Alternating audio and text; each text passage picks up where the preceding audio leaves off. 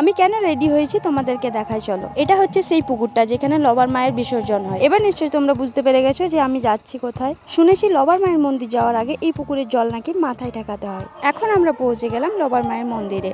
আজ অমাবস্যা, আর প্রতিটি অমাবস্যায় এখানে মায়ের মৎসব হয়। মায়ের প্রতিটি ভক্তরা এখানে অমাবস্যার দিন মায়ের প্রসাদ খেতে আসে। আমরাও এসেছি মায়ের প্রসাদের জন্যই, তবে সাথে করে কিছু প্রসাদের জোগাড়ও নিয়ে এসেছি, যেমন চাল, ডাল, আলু, যেগুলো মৎসবের জন্য প্রয়োজন। আর এখানে আশেপাশে প্রচুর দোকান খাবারের জন্য আছে, আর বাচ্চাদের খেলনারও দোকান রয়েছে অনেকগুলো। লবার মা সত্যিই খুব জাগ্রত, কারণ আমার সব মনস্কামনা পূরণ হয়েছে, তাই তো বারবার করে ছুটে আসি মায়ের কাছে।